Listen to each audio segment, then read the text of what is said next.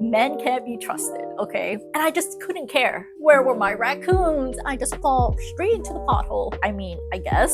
Is that bad? What are you doing, girl? And I just vibed with his stupidity. I just give my rating higher than it should be.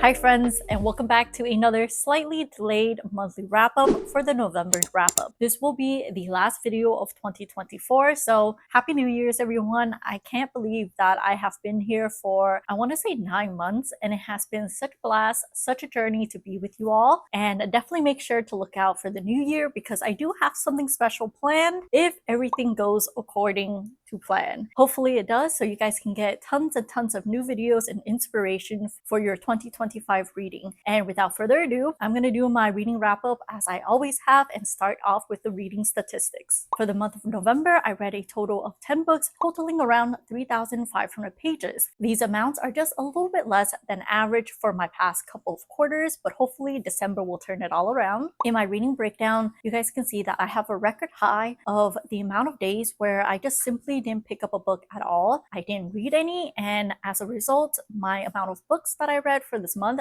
definitely tapered off a little bit compared to the previous months, along with the number of pages. But of course, one of my favorite things about this piece of data is I can see the days where I just binged everything, and then the stark difference between those days and the days that follow it where I just didn't pick up a book at all whatsoever. Unfortunately, for the month of November, my average star rating did not fare any better than it did in October. This month, I had an average of 3.5 star rating with a really even distribution of the stars that I gave. I do want to know, however, a lot of the stars were rounded up, whereas the average is taken in by the actual number that I gave to the book. So for example, a book could be 3.5 stars, and that's the number that gets put into the average. And in the star format, since there's only solid star rating, it is rounded up to the nearest star. This month, I saved a total of $113.95, with most of my borrows being audiobooks from the library. And on a similar note, as you guys can see on the screen, most of my reads this month were audio, with 30% being digital and 10% of it being physical. Delving a little bit deeper into the breakdown, the most interesting thing in this piece of data is that even though in the previous slide we had 30% digital, none of the digitals I read this month were ebooks. In fact, they were part of mangas and manhwas and video games, so no ebooks here. And finally, the last piece of data I have for you all is the genre breakdown. This month we had a three-way tie for the second place of my most read genre. Magic, mystery, and historical all came in at around 13.33%.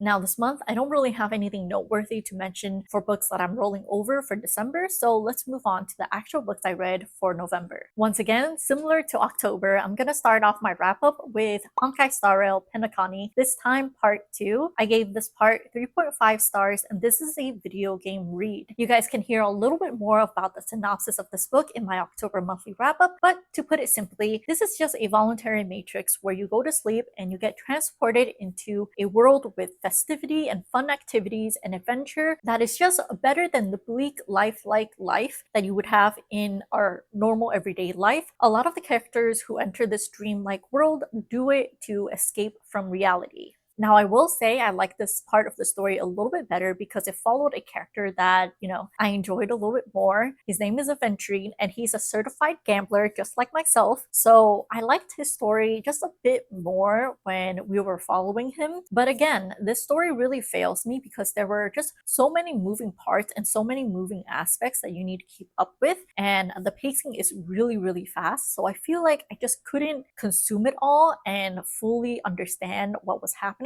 I will say in this part, the stakes are a lot higher. We finally figured out a lot of the mysteries of this world, and that part made the game a little bit more enjoyable, made the story a little bit more enjoyable, even though it took a little bit more time to piece together the different parts of the story and which parts correlate to which path of the story that they're trying to tell. Now, there was one part where I was genuinely shocked and not happy about is the fact that they kind of hint at this really great and strong set of characters that are going to be introduced into the story, and then they get killed off screen. They were just mentioned that they got killed off.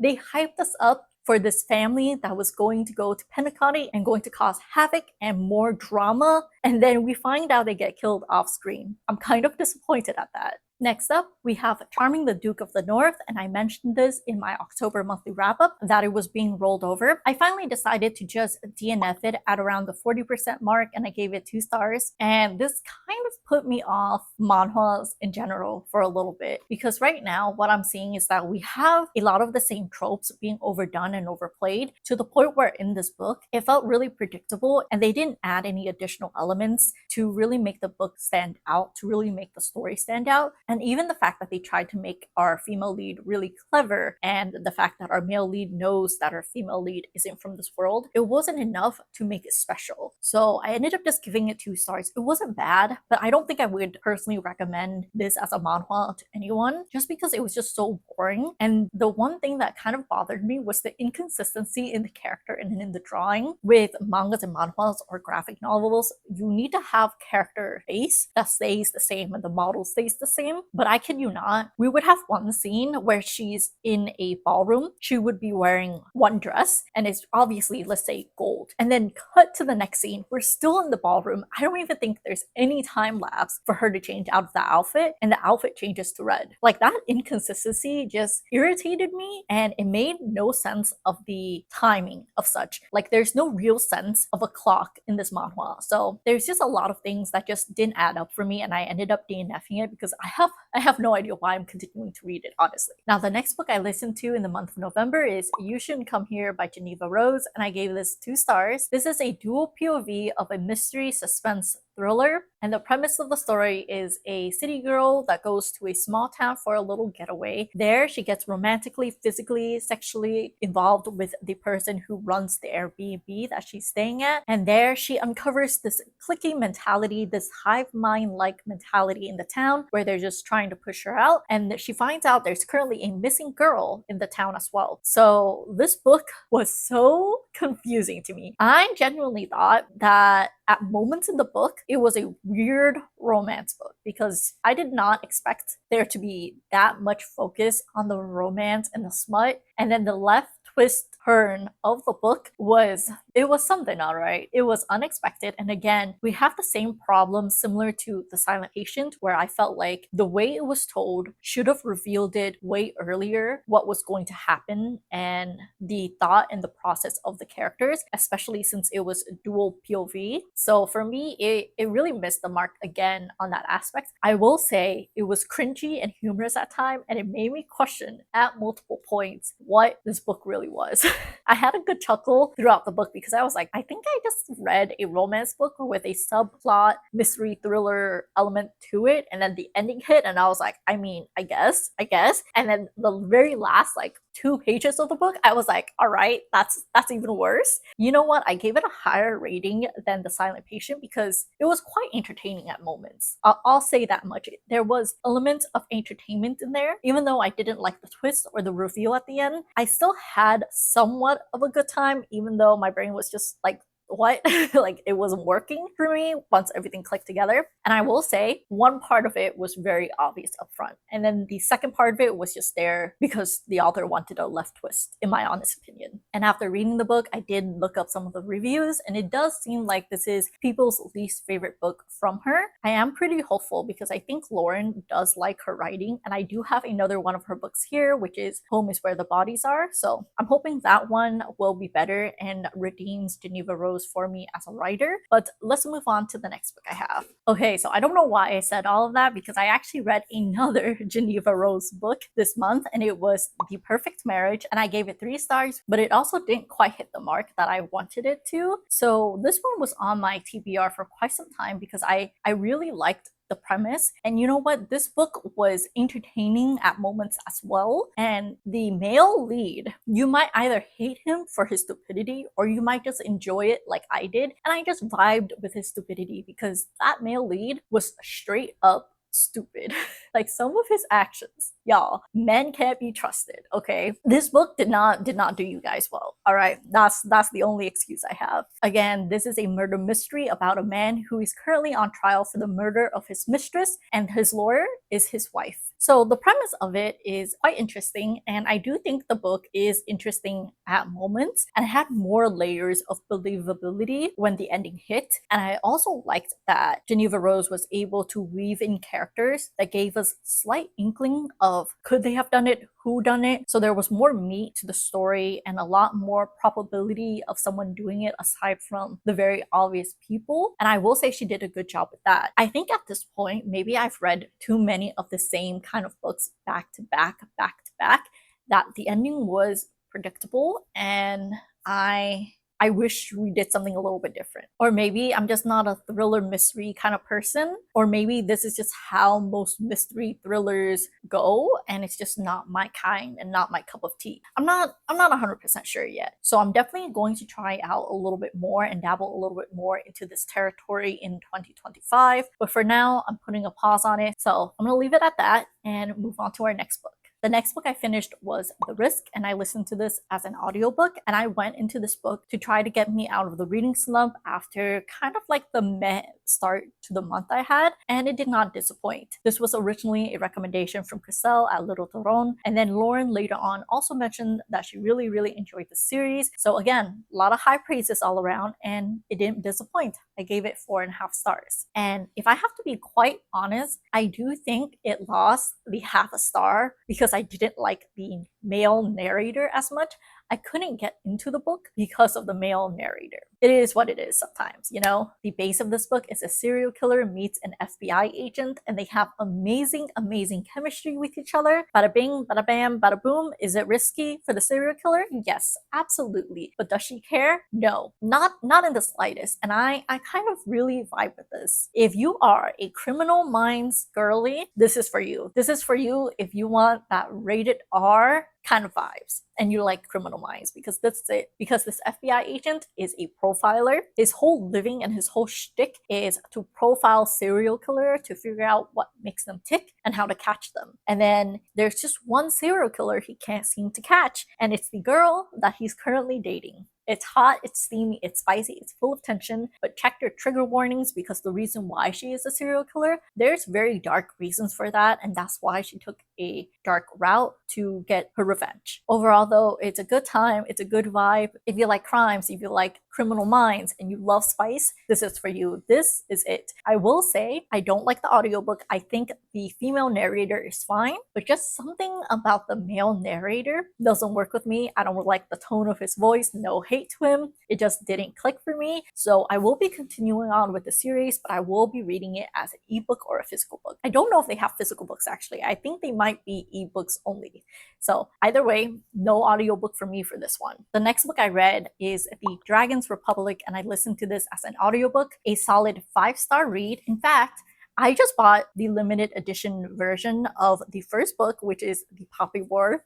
Look at this gorgeous edition. I did buy it even though I say I would be on a low spend for books, but I have finished the full series, and all 3 books were 5-star reads for me. It was an amazing, intense roller coaster. I would recommend this book to anyone who's interested in war, politics, a little bit dash of fantasy, and the Second Sino-Japanese War, along with China's Civil War. I can't really say much about the second book in the series, The Dragon Republic, without spoiling, but I will say it follows the events of the first book, and it puts the stakes a lot higher. Things are rapidly changing and taking a turn from what has happened in the first book. We see our female leads dealing with a lot of moral dilemmas and changing her moral compass at every turn. I just really enjoyed the second book, and the second book has a lot more fantasy elements in it, whereas the first book really set up the world. But again, this book I would say is primarily war, politics, and action first. I will say the fantasy aspect is more of a back burner, where it's just driving the plot where it needs to be, and most of the plot is really centered around the politics, the drama, and the war. People who are familiar with East Asia's history, you might see a lot of the references that R.F. Kuang put in this book. Some people like it, some people don't. She is very heavy-handed with the references and the implications she has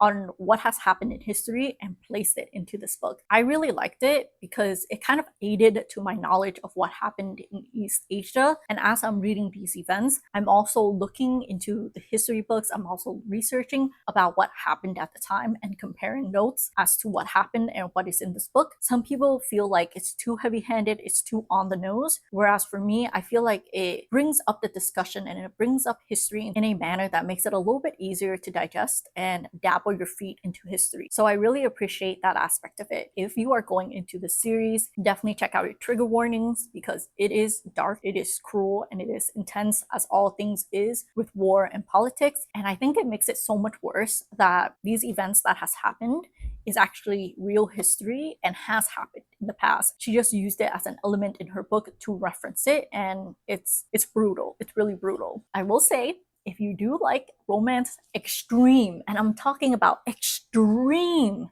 subplot, The Dragon Republic is the top of the line subplot romance of an enemy's lovers, and the tension and the yearning and the burning is so good that I ended up reading a lot of fan fiction of the couple afterwards. Take it however you want, just know that this is an extreme subplot. I would not even categorize it as romance. I think I only categorize the second book as romance. It is really a backseat, and you kind of can just get the vibes and the feeling and the tension between them through everything that has happened, but also not really. You might have to cross your eyes and squint a little bit because that's what I had to do. But I really ended up enjoying the couple, even though, can I really call them a couple? Like I said, you really have to squint. You really have to blur the line and imagine some things in between them. And I ended up just reading fan fiction to fulfill my enjoyment of those characters. So I might be a little bit biased because I just read something that just aided to my confirmation bias, but it is what it is. And yeah, I can't recommend The Poppy War enough. I mean, I bought a limited edition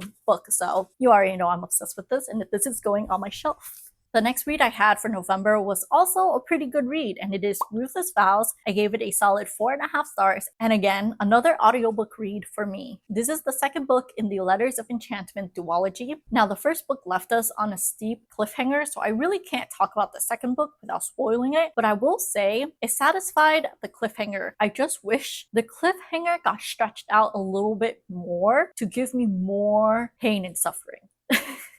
Is that bad? I don't know. I feel like this book could have been a trilogy if she really wanted it to be. But again, she might have to add a little bit more meat to it, and that might be why she didn't feel the need to make it a trilogy when a duology works as fine for people who don't like pain and suffering. So I don't know what that says about me, but I'm gonna move on. And I will say that this one has a lot more magic. It has a lot more about how the magic works in this world and how the gods interact with this magic. In the first book, we see it through more of like a filtered lens. We know that there's magic involved, but we really don't know much about it. And in the second book, we really get to see how it works, and we really get to delve deep into the history of the magic and how the gods intertwine with that. So I really liked it, but I think I liked the first book a little bit more just because the first book had the peak tension romance and then also some of the mysteries of the magic. I felt like the second book was just a little bit too fast. Maybe if we add another 100 pages, it would have been better. I don't know, but things did happen subsequently a lot quicker than I would have liked, but it doesn't make for a bad book. I'm just nitpicking at this point. It's a good book, highly recommended. This duology is a very fast, quick read. It's a YA duology in a historical Europe setting with gods and magic at play. It's a fun read. I wouldn't say it's true enemies to lovers, more like rivals to lovers, which kind of makes sense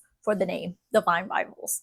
So the next read is a manhwa read. I know I said I was going to put a break onto it, and it technically doesn't count because I think I finished this earlier on in the month, but it is I Swear We're Just Friends Season 1/Book 1, and I gave it 4 stars. But I think 4-star rating, if I have to be honest, is a very generous, flexible rating. I think it should be closer to a 3 stars because the story doesn't really have much meat to it. It's really just fluff and the characters, and I can't help but love my edgy, obsessive male interest. All right, I can't. I know what I like, and it is what it is.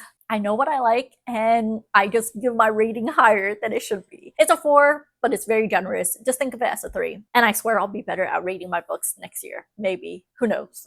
It's just for fun. I'm just blabbering now. So this is a class difference manhwa set place in a historical boarding school where some of them have magic and others not so much. I'm thinking about it, and I don't think they really world build that well because I don't know if our female lead has any magic. I just know that some of the characters do have magic, and our male interests, our obsessive pink hair boy is one of them. And yeah, I now that I'm thinking back, I don't even know if our female lead has any magic. I don't think she does. But anyways, it's a class difference manhwa where in the school they're all at the same level, but once they graduate, he will inherit the title of a duke. And the female lead, I believe her family doesn't have any titles, and she is actually an orphan who got into the school with her merits alone. It's a very cute story. Honestly, it's just the obsessive man babying and being a cute guy just to our female lead when he's just the devil behind her back towards everyone else. And I don't know what to say. That kind of trope, I just fall right into it. It's like a trap. I just walk up to it, I just fall straight into the pothole. That's it. That's why I gave it a 4 stars. There is no meat to the story until the last 20%,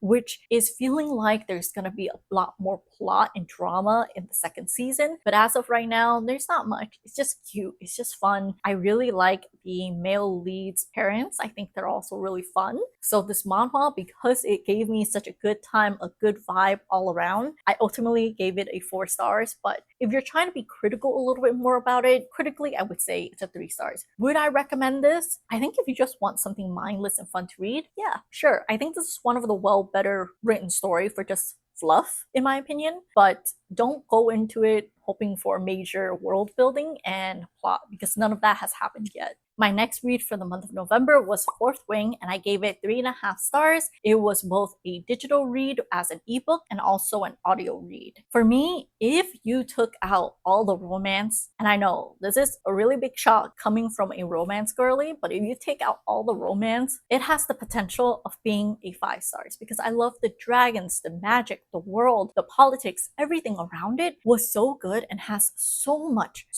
potential. And then we get a little bit too much of the romance and the oogling over the male lead interest and how hot he is. I just didn't want that. We had too much of our female lead interest into the male lead when she's literally fighting for her life in this deadly military academy. What are you doing, girl? Focus on your battle. Focus on surviving. Please, please. You shouldn't even think about any male interest right now because you might die at any moment. So Fourth Wing is pretty popular, so I'm sure most of you guys are familiar with the story. But just to give a quick synopsis for anyone who isn't familiar, we basically have our FMC, Violet, who is forced to join the Dragon Military Academy that is extremely deadly. You have to go through trials, and these trials put you to the test. The whole point is to weed out the weakest member and the weakest link to make sure only the strongest survive, and the strongest will be kind of like the forefront of the battles, because it's a military academy in essence, and it's just a cutthroat, ruthless military academy. And the stakes of the story and why is she in this military academy, even though she is implied to have a chronic illness that makes her more sustainable to injury, because her mother says she has to be. I don't like her mother, but I'm only on the first book. I don't know what's going to happen in the second book or the third book. I am planning to read the second book and the third book by the time the third book comes out, but I will say that I have no good vibes from the mother right now. I'm kind of mad. I'm kind of mad that she put her daughter in such a position, but of course it's a story, so you have to be put in these positions. And she does a good job. Even though being at a disadvantage from everyone, she does a great job at surviving and using her wits to survive. But then we have the male interest. And then she thinks too much about the male interest. And we pivot way too much into this male interest flirting phase. And I just couldn't care. I just want to go back to the dragons. I want to go back to the sassy dragons. And I want to go back to seeing her make herself stronger. And that's why I gave it 3.5 stars. I really love the world. It has really great potential. I really love the dragons and what has happened and the reveal at the end of the book. So all of that is the reason why I'm continuing on with the series. I'm heavily invested in the plot, but I am not invested in the romance. Honestly, if this turned into a monster romance where she ends up with the dragons, sign me up. Sign me up, because she has more chemistry with the dragon than Zayden. I'm sorry, but I don't know. I just don't know. I feel like she talks and thinks too much about him physically for me to enjoy any of his wit or anything like that. I think the banter is a little bit too much for me. I don't even think it's banter. I just think it's cringy flirting at moments. I'm sorry. Like, one of the main points that made me a little bit upset is the fact that we get so many scenes and lines of her thinking about Zayden when we just skim over and brush past the fact that she started taking down her opponents instead of letting us experience it for ourselves. It's just mentioned in the passing, and I felt like her growth was stolen from me. So I really wish we just focus a little bit less on the romance. I know this is supposed to be a romantasy, but it just had so much potential in being a solid fantasy book that it doesn't really need the romance aspect to it. Personally, from someone who's a little bit more new into fantasy, I would have picked this up for the fantasy aspect of it alone. I do have to shout out Bonnie at Bonnie Nicole's Writes, because I do believe this is one of her OG recommendations in one of her videos, where she said this book is one of her book hangovers, and she went in not expecting to enjoy it that much, and she gave it 5 stars. I can definitely see why it would be a 5 stars. I think the romance is just not there for me, and as a heavy romance reader, if I read a romance I don't like, I feel like I'm harsher. I'm a much more of a harsher critic when it comes to the romance because of that. So again, I think plot, world, everything, 5 stars. Romance, 1.5, 2. So we're just gonna balance it out and call it 3.5 stars. And we are finally on our last book for November, which is Lovelight Farms. I read this as a physical book and gave it a solid 3 stars. You guys can actually check out a full spoilers reading vlog in the previous video. I'll have it linked somewhere in the description or in the cards. But I actually did this as part of a book swap recommendation with Jessie, where I read one of her recommendation and she read one of my recommendation. As for this book, I'm just gonna be very brief about it because we do have like a 30-minute video on this book. I feel like I've said all I needed to say about this book, so I'll keep it spoiler-free with my review, super fast, super quick. This is a friends to lover, mutual pining, and fake dating, wrapped in a Christmas holiday vibe where the female lead runs a Christmas tree farm. I really thought this book was really cute, really sweet. I do love the male lead so much. The only thing about me is the pessimism from our female lead, where it's like almost the first time where I've ever seen a male lead be so upfront about his feelings, and then there is almost no line to have a miscommunication for it, and somehow our female lead causes the miscommunication. So it isn't my favorite third act breakup, and the resolution for it I also didn't really like. So I ended up giving it 3 stars. I just wish there was a little bit more backstory on our female lead, just so I could understand her decisions and why she said what she said. I think that's my only biggest issue with this book and why it wasn't a solid 4 stars, mostly because I couldn't relate too much to the female lead. And also, I didn't mention this in my reading vlog, but I was lied to. I was told that there was going to be a family of raccoons, but there were no raccoons to be had. Where were my raccoons? I was told there was going to be raccoons. A little bit dramatic, but I did say I was very excited when I read the back cover and it said that there were raccoons, and I was like, I would have picked this book up just for the pure fact that there were raccoons in it, and then there were no raccoons, and now I am thoroughly disappointed. Okay, now I think that is all from my November reading wrap up. Thank you so much for sitting through with me, listening to me yap about all the highs and the lows I had this month in terms of reading. I had a interesting time for the month of November, I will have to say. We had a lot of really good moments and then a lot of moments that just went downhill and then it picked back up. So it was definitely a weird month, and it was definitely reflected in my reading breakdown. So I'm glad to have this piece of information to just think about, look about, laugh about. And if you guys have made it this far, thank you so much for watching my video. I really appreciate it. And definitely make sure to subscribe so you guys don't miss out on my December monthly wrap up, Q4 monthly wrap up, and also 2024 monthly wrap up that's coming out in the next couple of weeks. And I think that is it. I will see you guys in the next video. Bye!